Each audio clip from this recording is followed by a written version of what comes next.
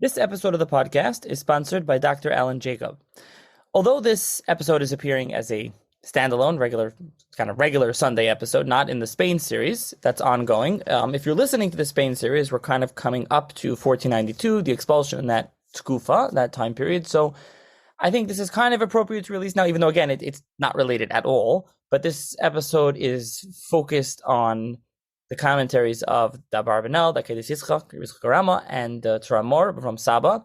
And it kind of focuses on an interesting part, land, how land comes up in their commentary, as you'll hear. That's what the book of Professor Berns is focused on that we talked about. But again, I think it's a little appropriate based on where Spain is, so it's kind of like a side thing, posting it here. If you would like to, anyone would like to sponsor an episode of the podcast, it's $360 to do so. You can, there's a PayPal link in the show's notes. You can email me, svarimchatter@gmail.com, or you can Zelle or Chase QuickPay, svarimchatter@gmail.com. Additionally, thank you to those that have given smaller amounts of money just to support the podcast. I appreciate that. If you'd like to do that as well, you can use the PayPal link. You can use Zelle, Chase QuickPay, svarimchatter@gmail.com. Also, if anyone has guest suggestions, I am taking now. There was a while of the summer people sent, and I wasn't really looking to record, but I am interested now. So if you know of any Mechabri Svarim, editors, historians, professors, whatever, any topics that you want to hear about, if you have specific guests in mind, email me, svarimchatter@gmail.com, and let me know, because I am taking suggestions. And additionally, please subscribe to the podcast. You can also rate and review it. So, especially on Apple Podcasts, but subscribe, Apple, Spotify, Google Podcasts, 24/6, wherever it is that you listen, and enjoy the episode. Hi, everyone. Welcome to another edition of the Svarim Chatter podcast. On this episode of the podcast, I'm going to be joined by Professor Andrew D. Berns, who is an associate professor of history at the University of South Carolina, and we will be discussing his newly published book titled The Land is Mine, Sephardi Jews and Bible Commentary in the Renaissance, which is published by Penn University Press, and which is about land and mainly focused on three commentators, the Abarbanel, the Tzeror Hamor, Rav Avraham Saba, and the Akedas Yitzchak, Rav Yitzchak Arama. So thank you, Professor Berns, for joining me. Pleasure to be here, Nafi. Thank you for the invitation. So let's start off. Tell the listeners a little bit about yourself and your background. I am a professor at the University of South Carolina, as you told listeners. Before that, I had been a Viterbi professor at the University of California, Los Angeles, UCLA, and also a fellow at a place called Villa Itati, which is a Harvard-run research center just outside of Florence, Italy. I did my PhD at the University of Pennsylvania, my master's before that at Cambridge, and my undergraduate degree is from Reed College, a small liberal arts school in Oregon. Okay, so what exactly drew you to this topic? Before we get into what exactly the topic is, I guess, we could talk about what the topic is and how did you get to this topic? In 2003-04, I was studying for an MPhil at the University of Cambridge. And I ended up writing that MPhil dissertation on Abarbanel's commentary, mostly on Bereshit, Genesis. And my focus in that MPhil dissertation was on humanism. And I was interested in the question of how steeped was Abarbanel in late medieval Iberian intellectual currents. And I left that aside. And when I went to the University of Pennsylvania, chiefly to study with Professor David Ruderman, one of the most significant scholars of Jewish cultural intellectual history in the early modern period, I got very interested in Italian Jewry and went on to write a dissertation and a first book about Jewish physicians in 16th century Italy. Shortly after that book was published, I felt an indescribable curiosity to return to Abarbanel. I can't make it sound any more official or proper than that. And one day I was sitting in a coffee shop near campus in Columbia, South Carolina, reading through Abarbanel's Perush on Bereshit, and it was the copy I had used 15 years before in Cambridge, and it had all my underlinings. And what popped out at me as I was reading through it was how much emphasis Abarbanel gave to the land. And you indicated to me you want to talk about what I mean by that and what it might have meant to these commentators. I'm happy to return to that. So one stream that fed into this book was a long-standing interest in Abarbanel as a person deeply integrated in a variety of intellectual currents. Another thing that I should be upfront with your listeners about is that I am a person who likes to spend a lot of time outside. And I hope that doesn't sound corny or inconsequential, but I am, and I do. And more than just recreation, I've done quite a bit of manual labor, not your typical side hustle for an academic, especially in Jewish studies. But my experience with and interest in working the land made these passages really pop out to me. And that's how I got going on this project. And then I found Saba and Arama a little bit later, but Abarbanel was the real instigator. Okay, so let's talk a little bit about the three of them. I know there's some others that you discuss as well. So, I mean, even though Abravanel or Abarbanel, he may be or probably is pretty famous, the listeners probably know more about him. We should still just a brief generalized bio on him, and then especially more so on Rav Avraham Saba and Rav Yitzchak Arama. Sure. The first of these, Abravanel, is very well known, and I think a lot of your listeners might be skipping through this portion of the podcast. There's a relatively uninspired bio-bibliographical sketch of each of them at the beginning. It's my own work, and this is not the most inspired part of the book because it felt sort of pro forma, but of course I will do this. Abravanel was born in 1437, possibly 1438, and lived the first 40-something years of his life on the Iberian Peninsula. He was born into a very wealthy and influential family, and he followed in his father's footsteps, eventually becoming a financial advisor to Queen Isabel. And he was expelled in 1492, along with many of his co-religionists, and he was offered the choice of conversion to Christianity, declined to convert, and wound up first in the Kingdom of Naples in southern Italy, and then made a few other stops in the Mediterranean, and finally lived out the last almost decade of his life in Venice, where he had a similar position advising the Venetian Doge about political and economic affairs. Saba and Arama are also Spaniards. They also choose to leave Spain after 1492 and not convert. If they had converted, we probably wouldn't be talking about them today, and I wouldn't have written about them in my book. And they're very different people. Saba suffered a lot of personal misfortunes. He was not from a privileged family. He lost all of his commentaries that he had written when he left Spain and went initially to Portugal. And he writes very movingly and sadly about having to bury them underneath the trunk of a giant olive tree outside the city of Porto. And then later in North Africa, Saba has to reconstruct from memory his commentary as best he can, a feat of memory that I think we can't even conceive of today, but that has other parallels in Jewish history that I'm sure you're aware of. He dies, Saba does, probably in North Africa, possibly in what is today Turkey and part of the Ottoman Empire. The sources for the end of his life are quite sketchy. Arama, like Abravanel, ends up in Naples at the end of his life and dies only 2 years after the expulsion in 1494. And we might talk about this later. Abravanel and Arama knew each other quite well in their twilight years. And Arama's son, Meir, accuses Abravanel of plagiarizing from his father. And there are hints here and there that they sat at each other's table, celebrated Chagim together, may have even studied with one another. So they knew each other very well. The biggest difference, again, between Arama on the one hand and Abravanel on the other is that Arama was not a man of privilege, and he had to work very hard as a Rosh Yeshiva and as a preacher throughout most of his life. And Akedas Yitzchak has the flavor of a text that has been reworked and reworked and reworked. And you asked me off air what I thought about the style, because compared to Abravanel, who writes very lucidly, Arama is hard to read. And I think one of the reasons why Arama is hard to read is because it's over-edited. I think he went back again and again and tried to find a better phrase, a snappier phrase, a more polished phrase, and it has the feel of a book that is constructed rather than written. In spite of these differences in biography, there are a number of things these three men share in common. I detail them in the introduction to my book.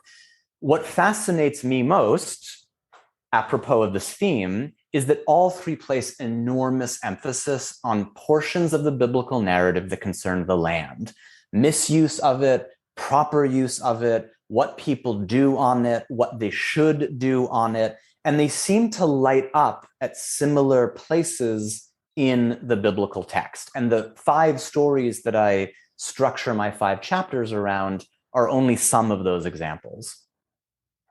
So we're going to get more about the land in a minute, but first of all, just the comments. He said Akedas Yitzchak is like over-edited. I mean, almost the opposite of Abarbanel, who reads so loosely, but it's like very long. Although Akedas is also extremely long, if anyone is familiar with it as well. It's a very, very long work.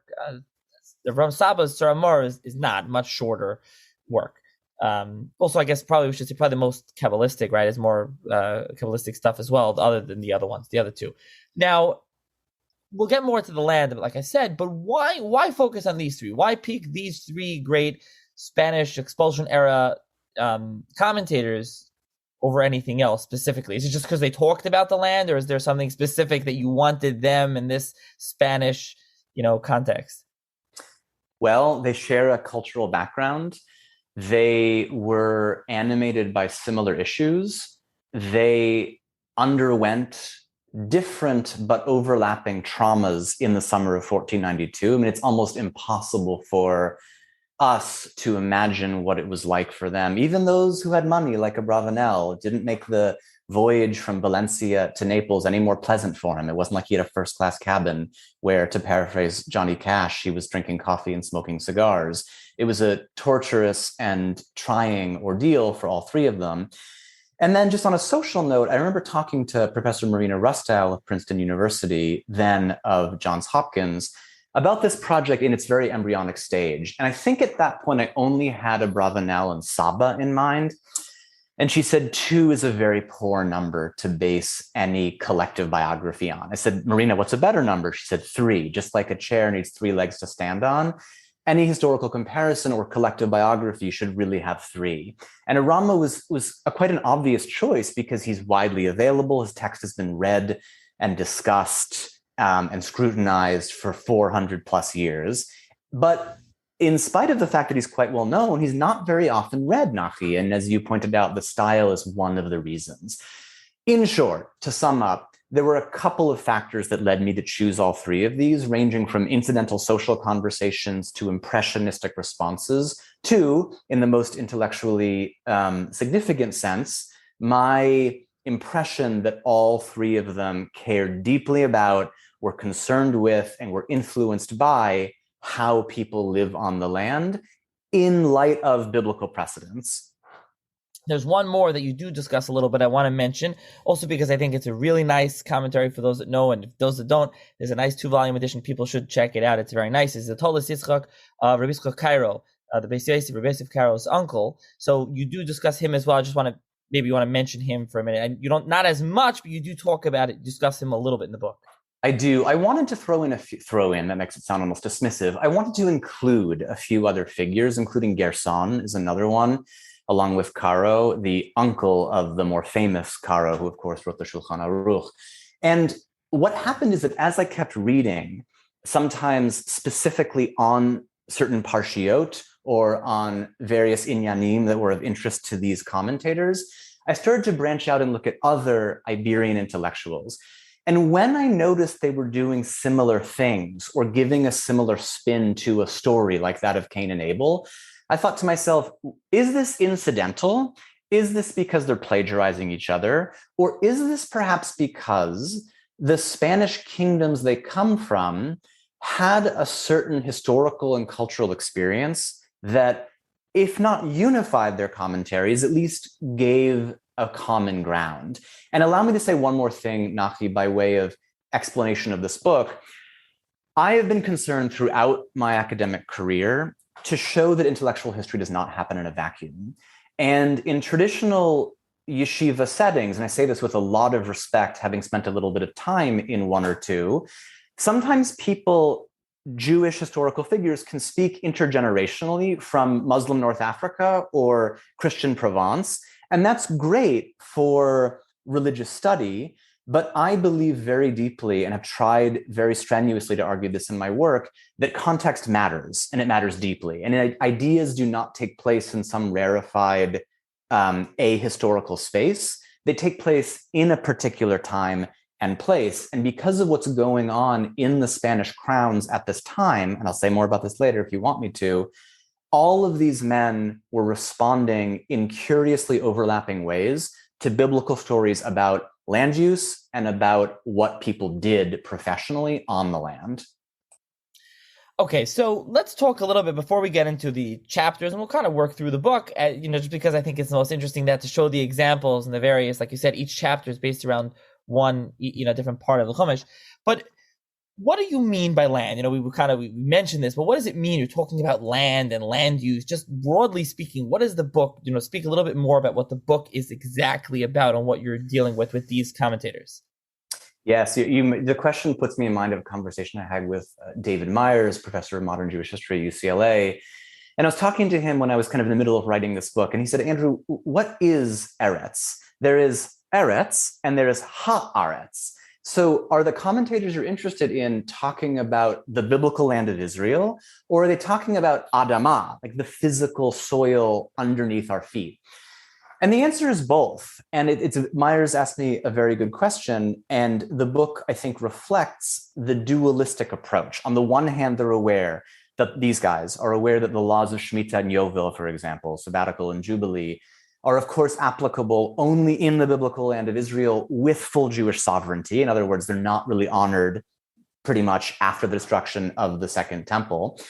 But there are other customs and laws that absolutely do apply outside of the biblical land of Israel, as you know very well. For example, Orla and other agricultural laws in Seder Zeraim that don't get a lot of discussion, but were deeply important to pre-modern Jewish intellectuals for whom the dream of Jewish autonomy in the biblical land of Israel was really that. It was a dream. So to answer your question more concisely, land is the theater of life.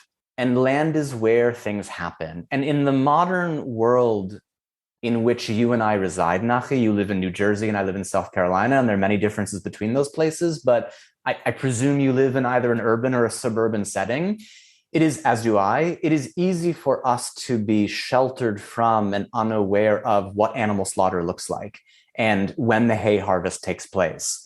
And these men, Abarbanel, Saba, and Arama, lived in a world where the boundaries between city and country were so porous as to almost not exist, excuse me. So, for example, and Teo Ruiz, another UCLA professor, does an excellent job of explaining this in late medieval Castile in particular. Even the most urban person saw cows walking down the street, saw chickens escaping from the slaughtherer's knife, talked to farmers, knew who grew their vegetables. There was no way to really isolate yourself from the country. And I guess, Nachi, now that you're pushing me to put this clearly, land is a synonym for country. And a lot of what happens in this book is exploring the binary between city and country, or town and rural. So let's go there, because that's the first chapter, as you term it, life in the city, and it deals with you use the commentators' commentary on the Tower of Bavel, the Tower of Babel, right, where you go and you discuss in depth how they talk about it. So talk a little bit about that, and through this we'll get to how you mentioned throughout this chapter the attitude towards private property and the cities, and this is that's kind of what you were just mentioning. Sure. So chapter 1, life in the city, revolves around the story of the Tower of Babel. Whenever I can, I'll use the anglicized version of these things just to be as inclusive as I possibly can. Teaching in a university with very few Jewish students, by the way, I'm used to referring to everything in English translation. I often have to ask my students, how do you pronounce the name of this biblical prophet in the South? Because the way they say it would be different from the way it was said in my native New England, and is certainly very remote from either a Sephardic or an Ashkenazi Hebrew pronunciation of the name of a prophet. I think they say Obadiah here as opposed to Ovadia, or I don't remember what I would have heard in my childhood. Anyway, one of the things that struck me in reading these commentators on the Tower of Babel is the fact that they didn't care at all about the size of the tower, the structure of it, it threatening God by extending to the heavens. What they cared about was two things: the use of building materials, and Arama talks about this extensively, that in using bricks as opposed to stone, right? A tower in the ancient Near East in the valley of Shinar should have been constructed from stones from a stone quarry. And the builders were particularly brazen and arrogant in using a, quote, artificial, low TV is the phrase that all three commentators use in various places, method to produce bricks by firing a furnace and making bricks, which requires the use of other natural resources. So that's one thing. They're interested in building materials. And they're interested in the tower and the city. Let's not forget that the verse in Genesis says a tower and a city. They're interested in the fact that cities mean, ipso facto, the consolidation of property. They are predicated upon, and this does not mean a Marxist reading, this is just historically valid. Cities mean consolidation of property and the consolidation of agricultural surplus. And at several points in these passages, my dearly beloved and extremely esteemed teacher, Rabbi Dr. Saul Cohen, who's now in his 90s, and I still study with him regularly, said he was born in 1931, so Cold War rhetoric is very much on his mind. At one point he said to me, "Is this guy a commie?" Because I think he was talking about a line where Saba says that in coming together and pooling resources, that would have been the ideal Torah-inspired way, but instead going off each on his own and aiming for acquisition and accumulation, they were betraying the message of the Torah, and that was the sin of the construction. So I'll pause here in case you want me to follow up on any of that. No, I mean, talk more. I mean, talk. You can talk more about Arama and Abarbanel on this, and more so about what you're saying, how their attitude towards seem like this kind of shared versus non. Their kind of perspective. I won't call it communist, but yeah. No, we shouldn't, because that's a very dated term, and it's not relevant now at all, except to get people all up in a fuss. But these commentators were united in a view that cities were artificial, and the rural context is what is more natural. And I'm going to repeat those words again because they come up all the time, TV and low TV. And one of the things I explore in this chapter is the backstory about Jewish urbanity in late medieval Castile and Aragon in particular. And if people know not much at all about this history, they know some Jews were fabulously wealthy in these urban centers. But that hadn't always been the case. And it wasn't always the case even in the 15th century. Iberia featured very broad distribution of Jewish settlements in cities, of course, in small towns, but also in tiny little village hamlets where Jews were involved in agricultural practice. So one thing that I saw peeking out from behind the Hebrew commentaries of these three figures was a belief that cities in the present, meaning in the late 15th century, encouraged sin. And they saw an origin point to that sinfulness in the construction of the Tower of Babel and its accompanying city. Right. This is the part where so first of all, you already mentioned this, but just to talk about the book, obviously listeners can read the book, but you talk about in the book, like I said, you give an overview of Jewish wealth and living in cities. But then that leads into, as you just mentioned, maybe you want to talk a little bit more about how private property and the idea of private property and then their criticism of this and materialism and wealth. And you talk about how some of these Spanish Jews, Abarbanel somewhat included in this, which is interesting, were very rich, some of them fabulously rich. They were. And there's a story that may be apocryphal about Queen Isabella, one of Queen Isabella's final audiences with Abravanel, in which she speaks to him in the spring of 1492. The edict is passed. It's not a democratic process. The edict is written and promulgated at the end of March of 1492. And according to the story, she requests an audience with him and two other wealthy, powerful Jews. And she informs them that they are going to be given a choice soon to convert to Christianity or to leave the kingdom. And Abravanel's response, again, according to this potentially apocryphal source, was, "What's your price?" He just assumed that she was able to be bribed because not long before, Abravanel and his peers had raised an enormous amount of money for Ferdinand and Isabella to wage war against the last Muslim stronghold in Iberia, the Emirate of Granada.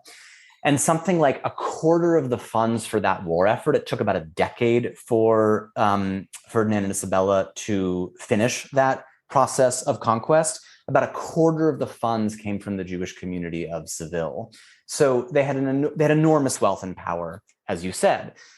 But writing years later in the Republic of Venice, Abarbanel looked back on, this is me sort of glossing it psychoanalytically, if I may, Abarbanel looked back on the twilight of Iberian Jewish life and saw where all that wealth led. And where all that wealth led was to expulsion and to conversion. One more thing, Nachi, because you wanted me to talk more.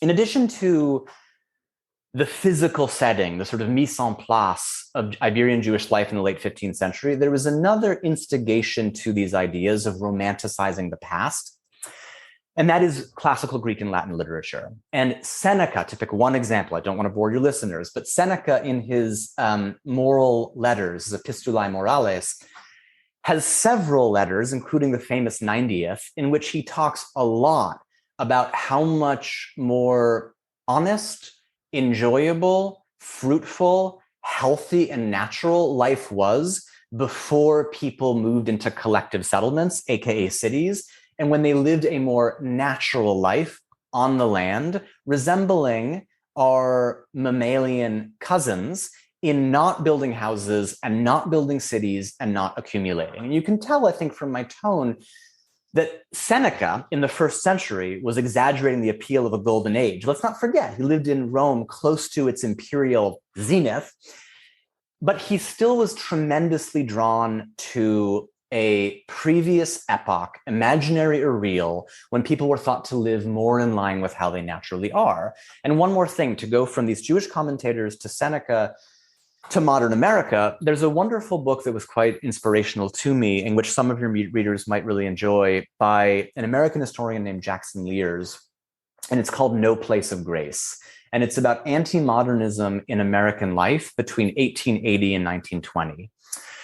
And what Lears shows in this book is that a number of wealthy Americans, barons, overwhelmed with how thin their lives seemed and how disconnected they were to physical processes, to intense spiritual experiences, to the life on the land that their medieval and ancient forebears had led, threw themselves into pursuits like studying ancient martial arts, or going back to the land, or eschewing their urban dwellings for, at the very least, a townhouse in the Catskills.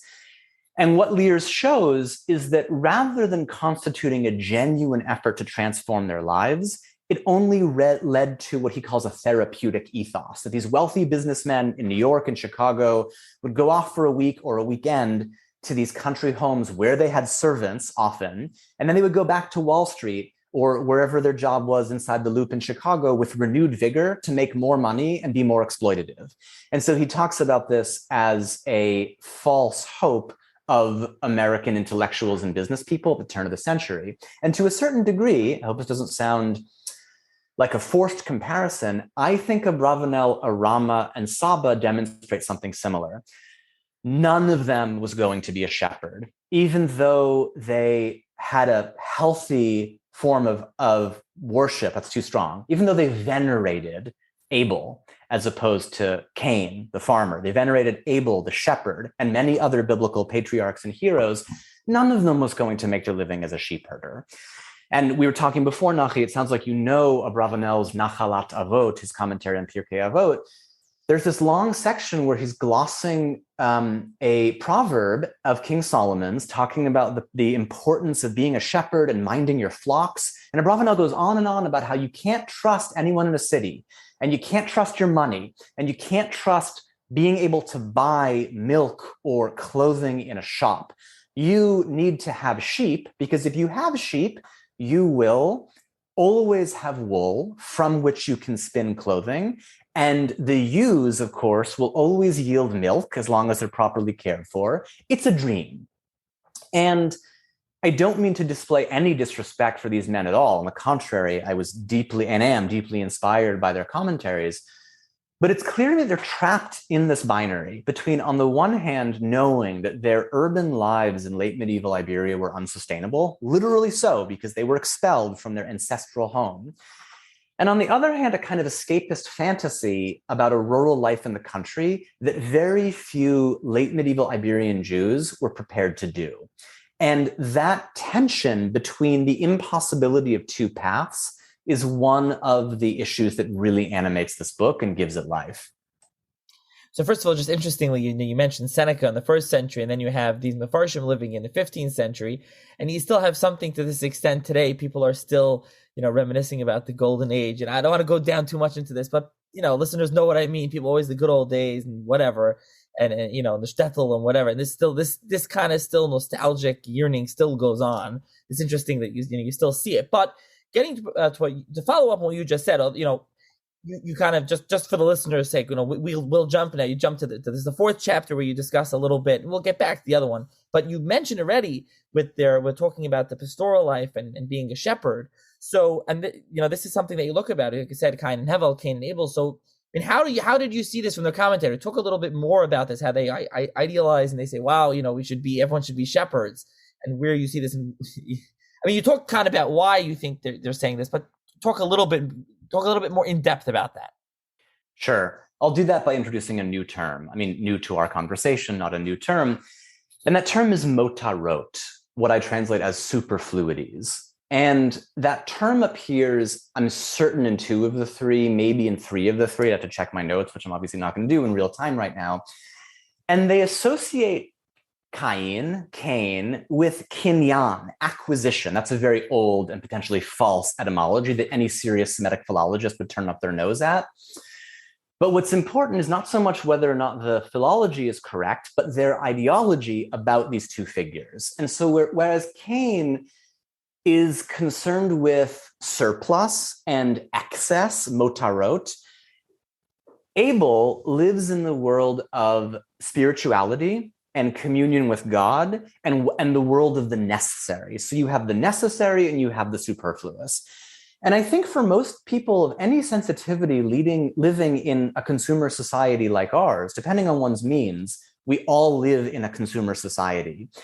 And one of the enduring lessons, perhaps, of this biblical episode of Cain and Abel, seen through the lens of Abarbanel and Saba and Arama, is that even if people aren't to be expected to follow Abel's path professionally, we could all potentially do a better job turning away from consumerism and focusing on the things that matter. I'm sorry to sound so sermonic in this moment, but stepping back from the book, I spent a lot of time in it, and my hands were very dirty, talking to your listeners about the moralism of these men. And 2 of them were rabbis who preached to audiences. Abarbanel did not, but 2 of them had congregations, and they had to preach to them and they had to inspire them. And one of the things about this story, again, is the contrast between self-sufficiency, simplicity, communion with God on the one hand, and artificiality, acquisition, consumerism, broadly defined, on the other.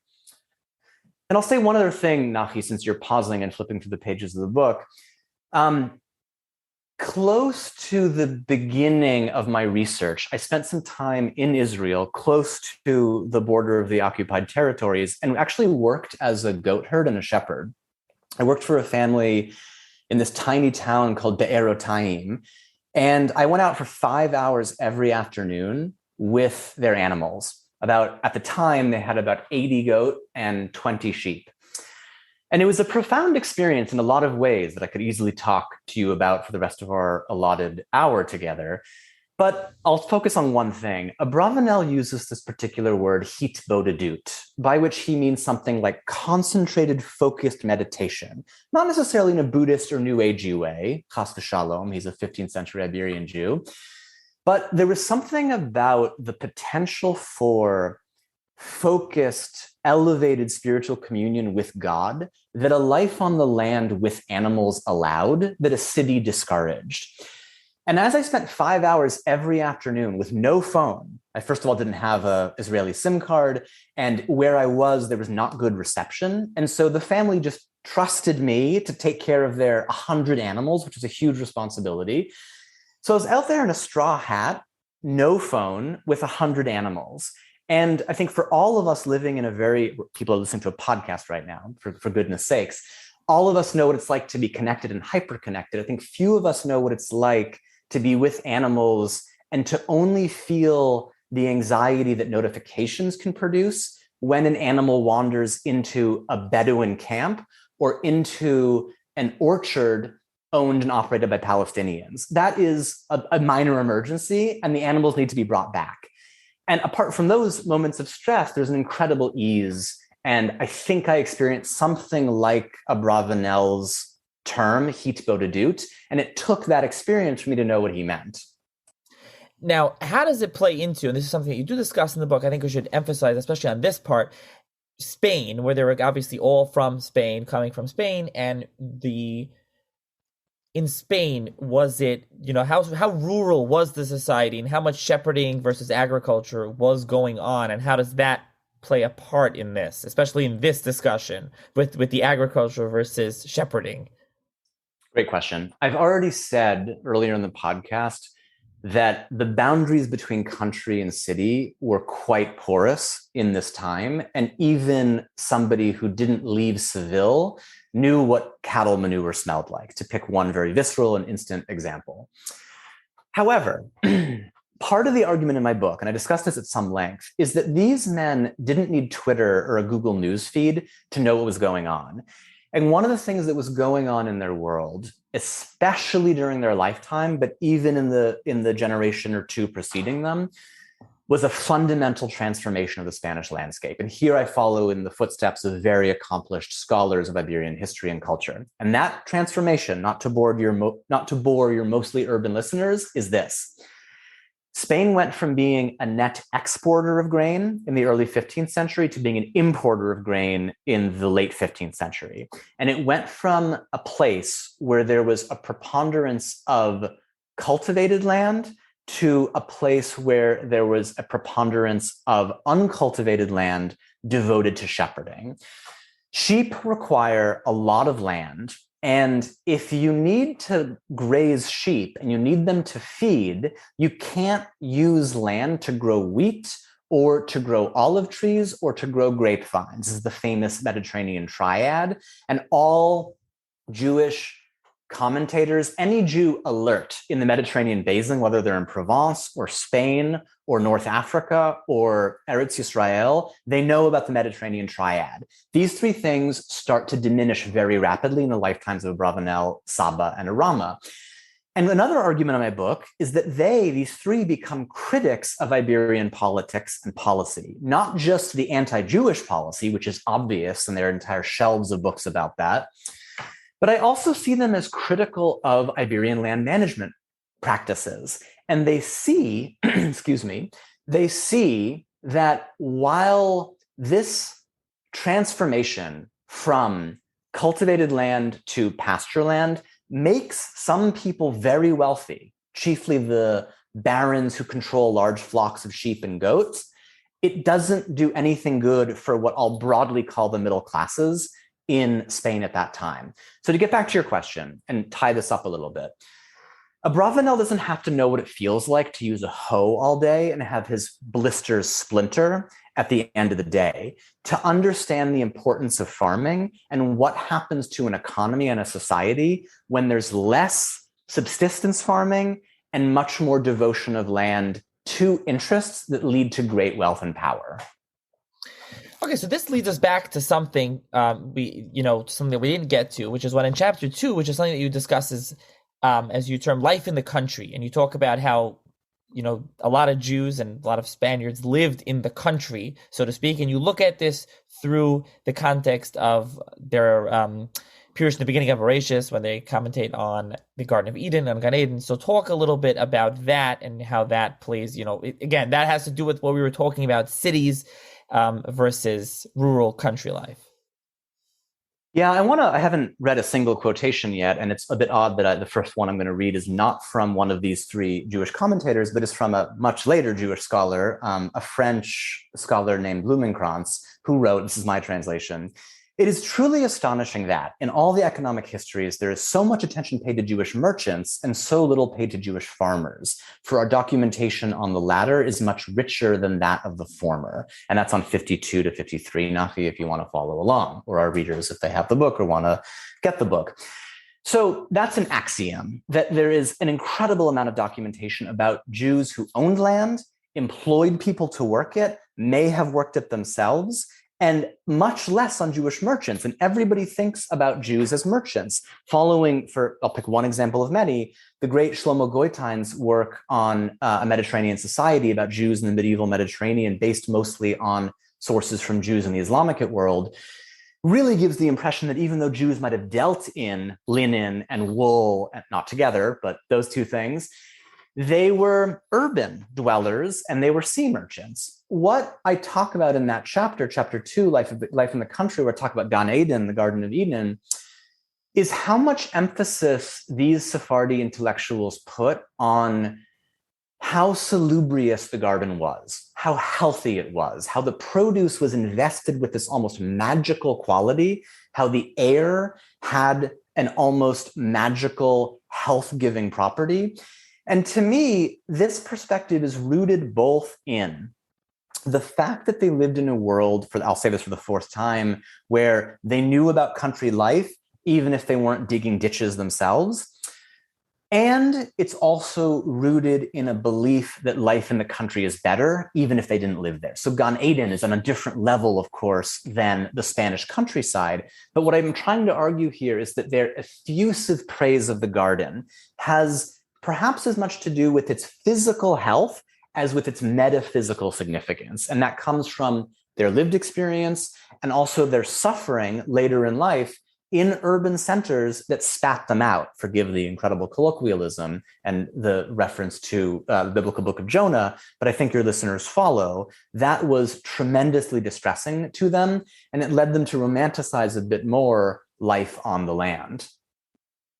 Right, now with all this stuff that we're discussing, now you just want to be clear to the listeners, you quote various passages in whole and translate them. We can talk about how you translated them, but you do that throughout the book. And so, for example, when I talk about when I mentioned Gan Eden, there's something that you do go through all three of them, translating whole passages or small parts, and we're glossing over. We're not buy the book, read the book for that.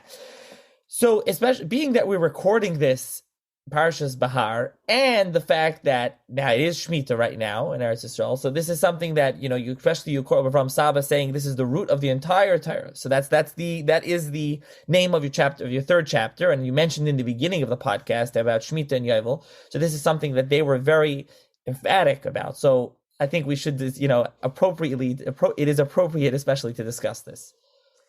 Thank you. I start the entire book with this quotation from Saba. I devote the middle chapter of the book to the sabbatical and Jubilee.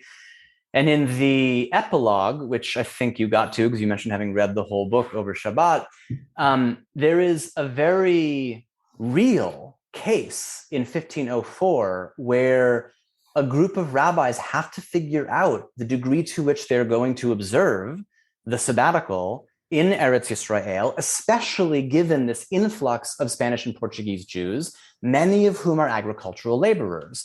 And one of the authors of one of these letters, I'm forgetting his name at the moment, and I don't want to flip to the page and distract people, says, if we adhere to the laws specifically about the sabbatical, it's going to grievously damage the economic lives of a lot of these new exiles who are already suffering. So what are we going to do? And I think of the 18 signatories of this letter, 12 of them come from Spain and Portugal in the very immediate preceding generation. So Saba, why does he pay so much attention to Shemitah and Yovel, and why is it the root of the whole Torah and the secret of the world? That's a direct quotation. For a couple of reasons. One, because he believes in the Torah as advocating a social justice mission of relieving the plight of the poor and minimizing the discrepancies between the wealthiest and the most impoverished. And also, this fits in with my thesis, because for him, Hillel's dictum, in the Babylonian Talmud that the entire Torah can be reduced to, do unto others what you have done unto yourself, wouldn't have made sense to Saba necessarily, because he lived in a much more rooted setting that landed interests, farming, the transformation of the Iberian landscape, I think all inflected his intention and attention toward issues of the land. So that's my little introductory spiel about him. Right, and you do discuss other ones. There are other, Abarbanel's take, and also you discuss something about you bring in Spain, how Iberian land and how the land in Iberia was, and having to let it sit and regain, I guess, the nutrients in the soil. I don't know if you want to talk something about that a little bit. Yeah, I think in general, these men, even though they didn't know modern agronomy at all, and they didn't know about nitrate fixing in the soil, for example, they did know a lot more about what farming entailed. And that's another one of the arguments here, that for modern Jews or Christians or Muslims or people who aren't believers at all, it's easy to just go to the supermarket and buy your beans and your rice and not really know much about how either is grown. I mean, a lot of South Carolinians, by the way, know something about rice because it is the crop that made this colony and then state extremely rich. On the eve of the American Civil War, it was the second richest state in the United States. And 10 years later, it was the second poorest state in the United States. And that has to do with rice and, of course, slavery, but that is an entirely other matter. So yes, they are aware of not only the laws pertaining to Bikurim and Orla and Pe'ah, and they read their Mishnayot and Seder Zra'im very carefully, and they knew the halachot of those issues, even the ones that were dependent on Jewish autonomy in the biblical land of Israel. And I think just as importantly, they were just much more informed about what farming entailed, what crop rotation meant. And crop rotation is a favorite issue among environmentally devoted people now because it relies on fewer petrochemicals and fewer fertilizers and pesticides in general. But for these people, I'm not claiming that they have some kind of proto-environmental ethic. They're not Rachel Carson before Rachel Carson wrote Silent Spring. If you want to read text, I was going to say scholarship, but it's not really scholarship. If you want to read people writing about how Jews had an environmental ethic centuries before the modern environmental movement, you can find that. I don't say that here. I don't say that they're proto-environmentalists. I do say that they are very aware of the importance and centrality of land in their life. And just as importantly, they're very aware of the importance of centrality in the biblical narrative. And Shemittah and Yovel are only two conspicuous examples of that. Okay, so obviously there's much more in that chapter. We'll leave it. So the last chapter and the last broad theme, the last main part that you discuss is Sidaim V'Amira, and where you talk about how, again, this has to do with greed and materialism and land and all that. So talk a little bit about that. Sure. My students, I am a professor, and I take very seriously my pedagogical duties. When this issue comes up, and I ask my students, a number of whom are very biblically literate, by the way. Most years I get a Christian student who knows the entire Bible, Old and New Testament, by heart. And in my Jewish history classes, I have very few Jewish students. In my Jewish history classes, reading medieval Jewish texts, even when the editor hasn't said where a scriptural allusion is from, or a scriptural quotation, I had students say Deuteronomy 6:9, right? When it comes to the Shema, for example, like they just know. And it's very impressive. Anyway, when I bring up this episode, they all think that the sin of Sodom and Gomorrah was sexual impropriety, and particularly homosexual impropriety. And the Jewish commentators I study here are not alone in saying this, but they ignore that essentially. And they talk about the greed of the Sodomites and the Amorites, and they talk about their lack of hospitality. And I see from you nodding, Nachi, that you're familiar with this from other Perushim, even outside of the Iberian context, which is great. One thing I haven't seen so much outside of Gerson and Caro and Abarbanel and Saba and Arama is this, that all of those guys pay a very close attention to the fact that Sodom and Gomorrah are, of course, in the Valley of Shinar, which is very fertile. And they draw a direct connection between the agricultural wealth of that area the fact that the Sodomites and the Amorites become extremely wealthy, and the fact that that wealth makes them inhospitable and cruel to people who do not have what they're lucky to have.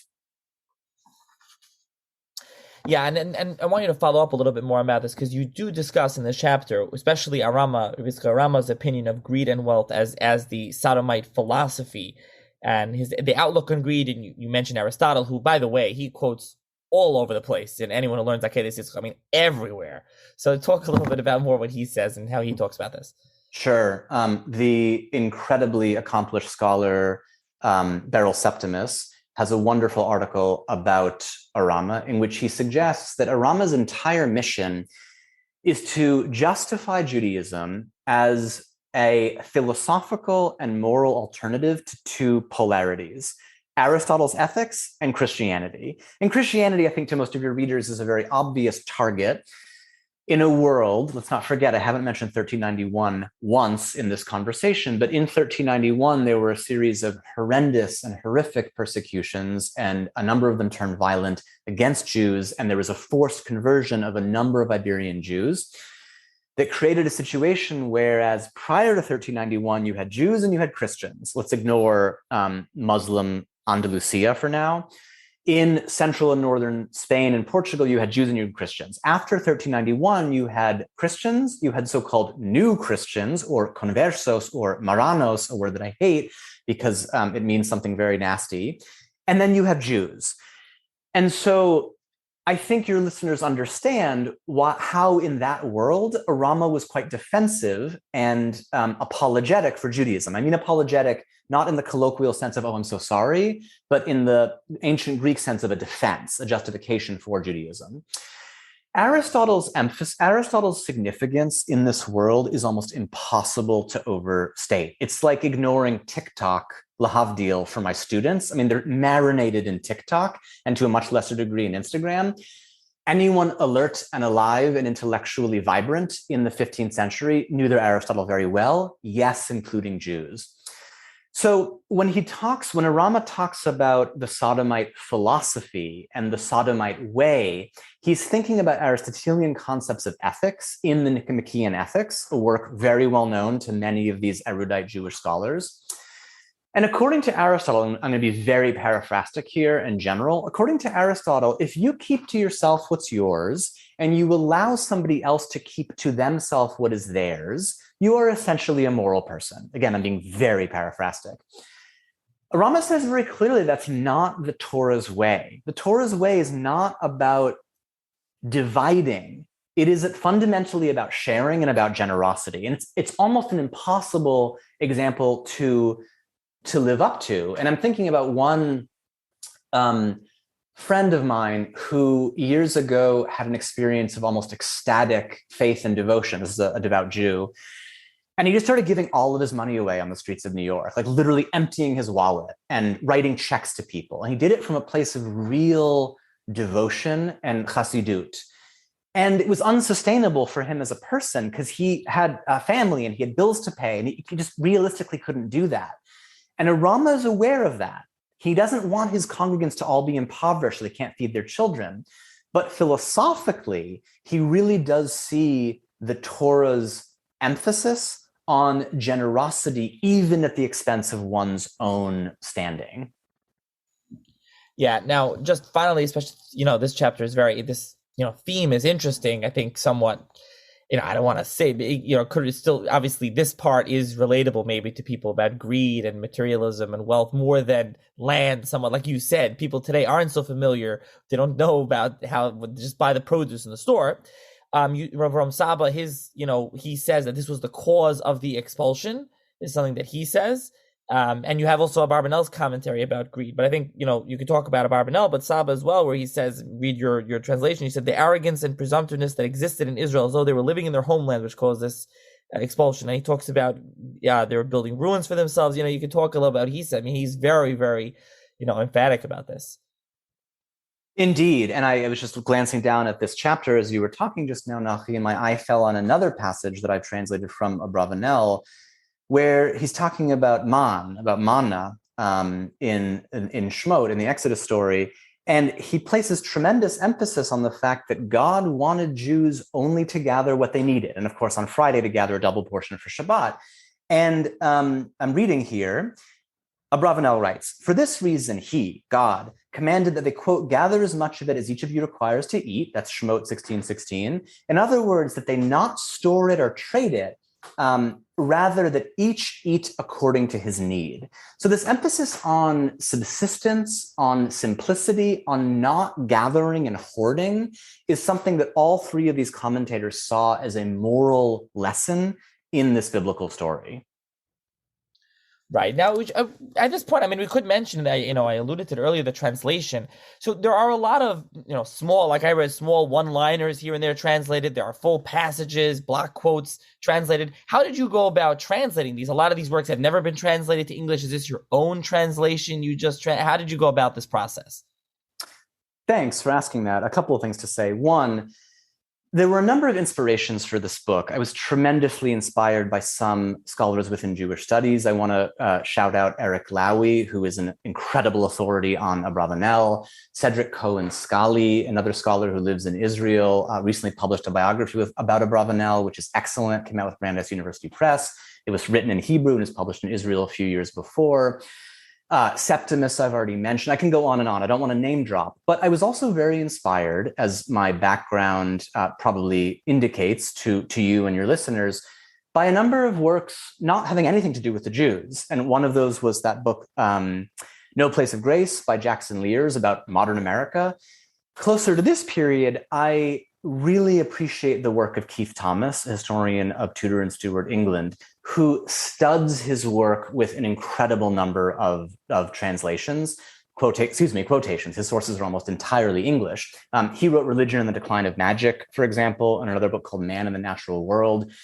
And to some degree, I want these texts to speak for themselves. I have talked a lot in this podcast episode.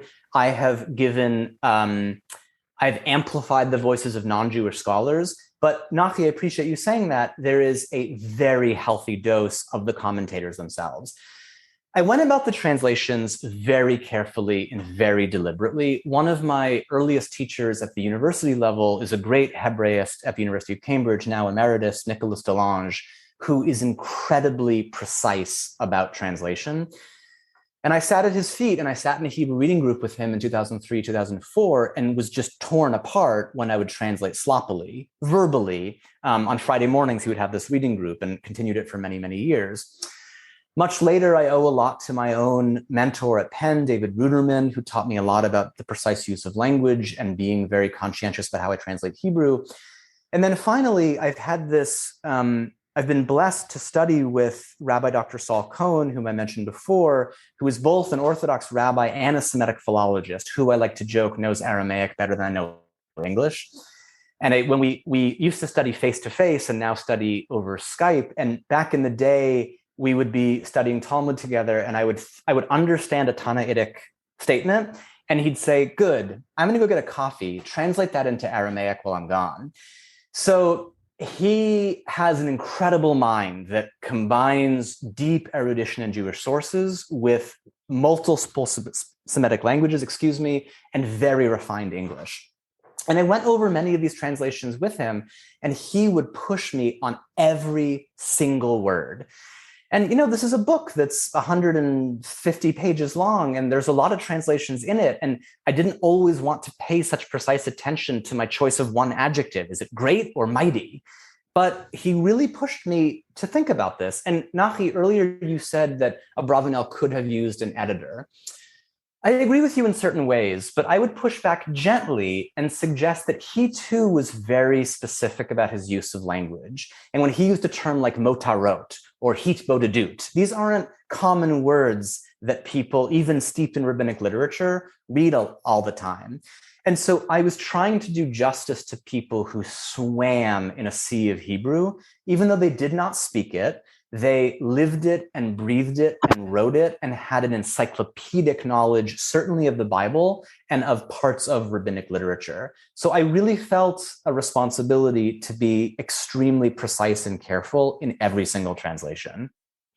Yeah, I want to mention when I say that about the Abarbanel, I have the utmost respect for him. I'm actually learning some of his commentary on Pirkei Avos, Nachlas Avos now, and I've gone through a number of his works and parts of his work. So I don't mean that in that regard. I just mean like it's so lengthy. In some points, it could have been shorter. But yes, I don't mean it in any sort of negative way for the listeners. No, I didn't take it that way. And may I quickly tell you a story?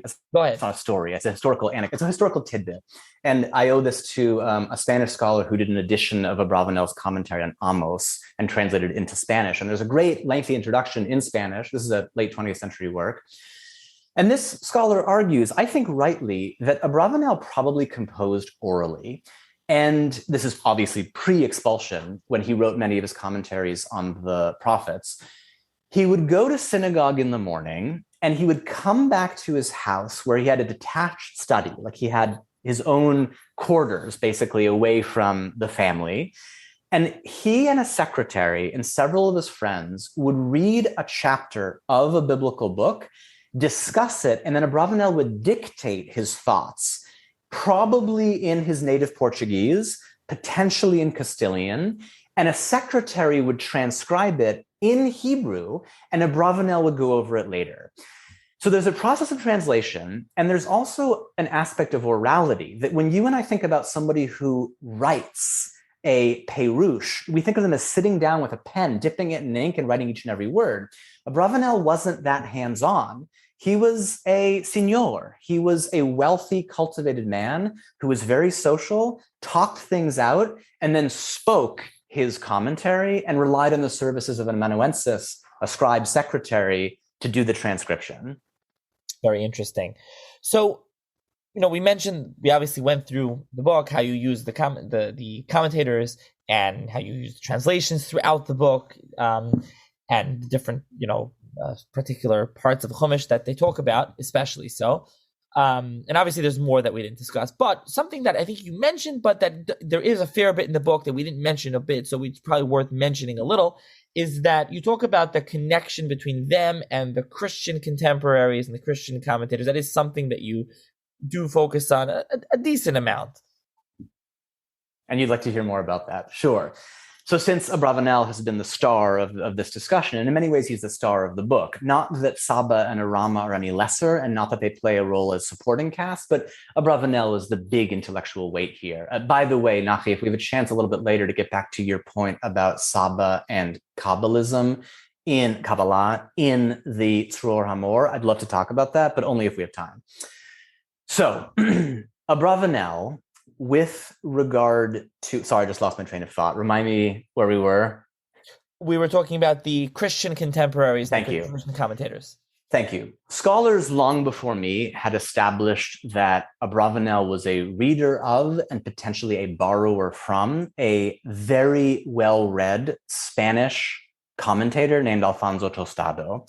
And Tostado wrote in Latin at tremendous length about the entire Bible, meaning the Old Testament, the Tanakh, and also the New Testament.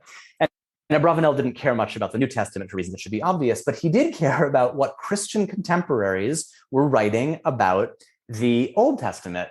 And there are a number of passages. There's an entire book by a guy whose last name is Gaon, where he goes through and shows you side by side the Latin text of Tostado and the Hebrew text of Abravanel. And sometimes it's almost word for word, even more eerily if you read both Latin and Hebrew. So I acknowledge this. I point out other passages that Gaon didn't deal with. I talk about other Iberian Catholic Latin and vernacular writing commentators, and I show the connections between Abravanel, Saba, and Arama on the one hand, and these Catholic figures on the other. And what I'm trying to do is two things. One, show that these Jews are immersed in an intellectual culture that is not parochial. They are interested in, aware of, and students of Catholic works of biblical scholarship and commentary. And two, I'd like to move away from an almost slavish attachment to this concept of originality. We don't need to lionize any of these men as being original in order to see them as important. And even if many of Abravanel's ideas were borrowed, the way he combined them is arguably as important as the originality of the point itself. There's a great older by this point, but there's a great documentary called Everything is a Remix by a guy named Kirby Ferguson. Your millennial listeners may share more in common with him than your boomer listeners. I am on the cusp of Gen X and boomers, of Gen X and millennials, if your readers couldn't already tell, your listeners, excuse me. And Ferguson shows that even a movie like Star Wars is a recombination of a lot of earlier themes in cinematic history. And there's much more to Ferguson's work than just talking about Star Wars. And I certainly, lahavdil, don't mean to compare Abarbanel to George Lucas. But part of what I'm doing here with the Christian commentaries is, of course, to show a common concern with the land and with agricultural issues and with the difference between shepherdry and rural life on the one hand, with artisanal trades and city life on the other. And I also want to show that this is an intellectual culture with a lot of borrowing and sharing, and that does not make any of these Jewish commentators any less important. So as you mentioned before, Professor Cedric Cohen-Scally and his book that was translated to English. So I had him on the podcast about a year ago. Now I don't remember the episode number. And when he discusses in the book, Rabbi Meir Arama's letter, accusing the Abarbanel of plagiarism. And as I recall, what Professor Cohen-Scally's, answer was, first of all, so what? I mean, even if he took stuff from Akedah, he still reworked everything and edited it and put it in a certain way that it's a brand new work, besides for all the stuff that was his own. So he's not a plagiarist, not some just fake, took something. He made his own work that's so important. So the point that you said. Second of all, if people think, it's interesting, comparing the Abarbanel to, reading Catholic and non-Jewish sources. I mean, anyone who is familiar with Abarbanel, he all the time says, Pirshu Chachmei Anotzrim, and he goes and he himself quotes Christian guys. Sometimes he even says, it's a nice Pirish except for this and this. So he does this all the time himself, actually quoting them. So, and Akedah quotes Aristotle and other philosophers. But you did mention Avraham Saba, so you can talk about it here, how, of the three, I mean, Abarbanel for sure mentions Kabbalah, they did definitely do, but he definitely, I think, the most Kabbalistic, mentions the most Kabbalah of all three of them. Absolutely, and thanks for bringing us back there. I had a recent conversation with Dr. Arthur Quiron, who's the head Judaica librarian at the Katz Center for Advanced Judaic Studies at the University of Pennsylvania, where I went to graduate school. And Arthur very kindly read this book soon after it came out, and he had a constructive, careful criticism. He wanted me to say more about Kabbalah, and he thought that I didn't pay enough attention to the hidden esoteric meaning of, say, Shemittah Yovel right there in Tzeror Hamor by Saba. And I did not do this for a couple of reasons. One was fear that I would never finish. And as a wise German once said in English, don't get it right, get it written. And I don't mean that to sound like a flimsy defensive excuse, but that's one thing, is that I might never have emerged from the sea of Kabbalah if I had swum too deeply in it. Two, I'm not trained in Kabbalistic sources, and I wanted to be respectful of those corpora of sources. And I didn't know that in this context, in what I wanted to be a short, accessible book structured around biblical episodes, I didn't know that deep dives into the Zoharic corpus and other things would have been constructive. And then selfishly, I wanted to save it for a future project. And Nachi, you were very kind to share with me some prompts for this interview. And one of the things that you asked about in your pre-show questions was future projects. And one of the things that I'd really love to do is follow some of these Sephardic exiles in later generations in Italy, and especially in the Ottoman Empire, because a number of them went on to write works either of Kabbalah, strictly speaking, or Kabbalistically inflected commentaries and other kinds of treatises where they too deal with issues of the land. And in some ways, they push farther than Saba did, who hints, by the way, at a sense of animism, a sense that the land itself has, if not a soul, then an essence that can be disrespected, can be honored, and is certainly present.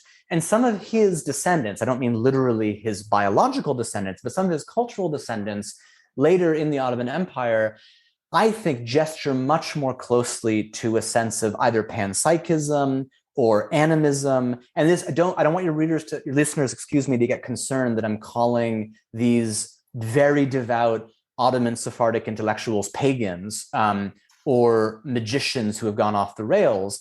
but they live in a world deeply steeped with Kabbalistic ideas, and they live in an Ottoman context where the occult sciences are more and more popular every decade. And one quick plug for two of my colleagues, I'm very lucky to teach at a university where two of the leading scholars of the occult sciences in pre-modern Islam teach. One is Matthew Melvin Kushki, who works on Timurid Iran in the 14th and early 15th century. And the other is Professor Noah Gardiner, who works on a slightly earlier and mostly Egyptian context. And I've learned a huge amount from them.